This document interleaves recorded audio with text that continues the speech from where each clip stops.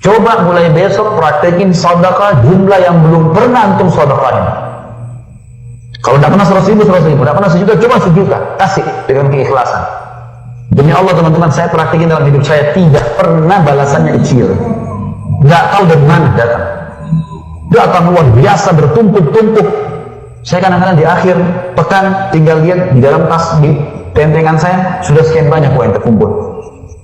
Saya lakukan ini sudah banyak. Baik, saya jalan teman-teman, setiap ketemu orang kasihin. Kadang-kadang saya nggak buka tuh amplopnya, kasih aja langsung. Loh, makin banyak lagi dari sumber lain. Dan ini teori sederhana, syar'i, tinggal praktek, coba tunjukin. Kalau ini orang miskin lewat, setan baru bisikin, orang kayaknya orang mampu tuh. Ah, iya nih orang mampu. Ini bukan cuma bakhil, super bakhil. Tahu setan bisikin, bukannya dilawan setan. Oh iya betul, tak mampu ini. Berharap setan bisikin dia supaya dia nggak sedekah. Gimana Cak? Apa kata Allah sebentar ini? Di sini selanjutnya teman-teman sekalian dikatakan, lalu Nabi membaca SAW firman Allah Al-Imran, janganlah sekali-kali orang yang bakhil. Bakhil itu lebih tepatnya orang yang perhitungan bukan pada tempatnya. Orang perhitungan teman-teman kalau takbir berlebihan.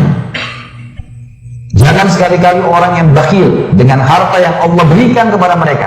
Kalimat Allah berikan kepada mereka bukan dari antum itu. Apa hubungannya? Allah yang kasih antum jasad, yang kasih antum ruh, yang kasih antum mata, yang kasih kita semua fasilitas, lalu kemudian kita bisa kerja. Bahkan dari hari kiamat akan ada orang yang Allah bilang, bukankah hai fulan, saya memberikan kamu kehidupan, saya nikahkan kamu, saya yang begini, saya yang begitu, dan hari kiamat orang itu akui, iya ya Allah, iya betul, Engkau yang memberikan, gitu kan? Tidak bisa kita pungkiri, sampai pada tingkat yang menikahkan kita, yang membuat kita makan, yang membuat kita minum, menumbuhkan rambut di kepala kita, semuanya Allah ini. Allah yang nyuruh ini, kenapa kok nggak dilakukan? Syaitan tidak mau kita lakukan karena dia tahu ini kata kunci kesuksesan sebenarnya. Kapitalisme mengatakan nabung pangkal kaya, Islam bilang sedekah pangkal kaya. Ketemu nggak? Hah? Mana suaranya? Praktekin besok ya. Kapitalis bilang nabung, terus kita sibuk itu, terima gaji nabung, bengkak rekeningnya, baik. Itu kapitalis, pangkal kaya katanya. Kalau kita enggak, sedekah pangkal kaya, makin banyak dikeluarin makin besar datangnya. Mau tangkap ikan paus jangan pakai pancing kecil, gak bisa, pakai kapal tanker. Ini sudah 2.000 rupiah, minta kesehatan, kekuatan, minta keturunan, minta selamat dari neraka, minta masuk surga, minta jodoh yang cantik, yang kaya. Bakhil sama Allah baru minta macam-macam.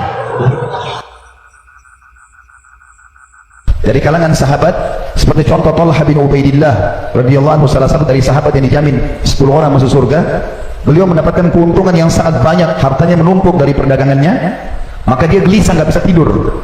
Istrinya bernama Su'dah radhiyallahu anha itu kemudian mengatakan, ada apa wahai suamiku, apa yang membuatmu memiliki beban seperti ini? Maka kata Talha, nggak ada masalah, kau sebaik-baik istri dalam Islam, maksudnya kau sudah cukup banyak mengabdi dengan aku. Katanya, kalau begitu coba sampaikan, mungkin saya bisa bantu.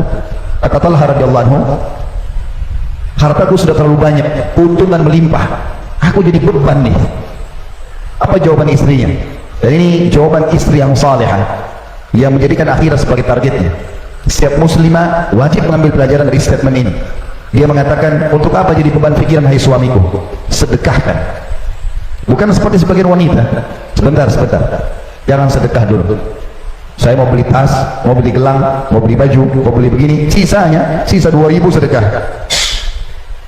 Lalu si suami istri ini sibuk membungkus-bungkus uang itu sampai habis satu malam, dan jumlahnya 600 dirham. 600 dirham ini miliaran rupiah. Mereka bersedekah. Toh ternyata setelah habis uang Talha, besok perdagangannya makin untung, melimpah lebih banyak. Untuk menguatkan apa yang saya sampaikan ini, ada hadis Bukhari menjelaskan masalah itu. Baginda Nabi SAW pernah berkata, dulu sebelum kalian dari Bani Israel ada 2 orang bersahabat, mereka berdua. Kemudian Allah Subhanahu wa Ta'ala menguji mereka dengan paceklik, panas sekali sampai tidak ada hujan dan sulit untuk panen tanpa air. Maka kata Nabi SAW, salah satu dari 2 sahabat ini, yang satu melihat ada awan lewat di atas kebunnya, dan dia mendengar suara.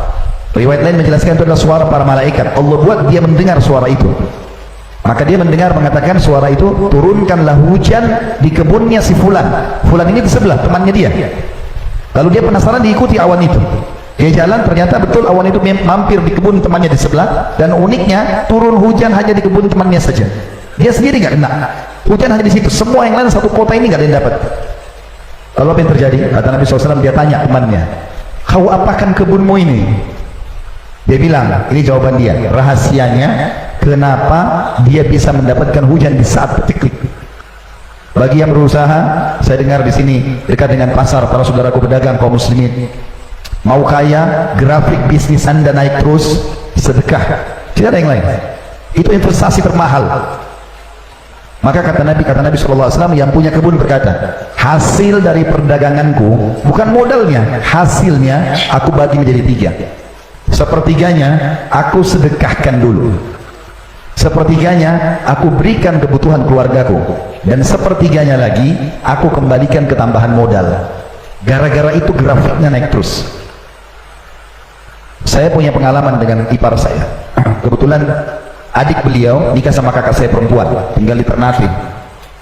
Saya pernah ada acara pengajian di sana, di Maluku. Habis selesai ceramah malam hari, sekitar jam 10 malam, saya duduk ngobrol berdua. Tiba-tiba ada suara, kena pakai atap seng, ada suara seperti batu yang sangat keras jatuh, ribut seng itu. Maka saya kaget, dia tertawa, senyum. Lalu dia mengatakan, itu mangga saya yang sudah matang jatuh. Ustaz mau? Ayo kita makan berdua. Orang sana mengatakan itu mangga madu. Saya tidak tahu di sini bilang apa, tapi di Jakarta juga bilang mangga mana lagi. Biasanya kalau dipotong ada seperti ada titik-titik madunya, manis sekali. Saya makan memang manis sekali mangga itu, masya Allah. Mungkin saya bisa katakan belum pernah saya makan mangga semanis itu. Maka selesai habis makan, udah kami istirahat. Habis sholat subuh, waktu syuruk saya pulang ke rumahnya. Kemudian tiba-tiba saya bilang, bisa nggak saya lihat pohonnya? Diizinkan saya ke belakang, lewat dapur ke belakang. Subhanallah, saya lihat pohon itu saya nggak bisa lupa. Sekarang ini seperti bayang pohon itu. Tingginya mungkin hanya 3 meter pohon itu, tidak lebih.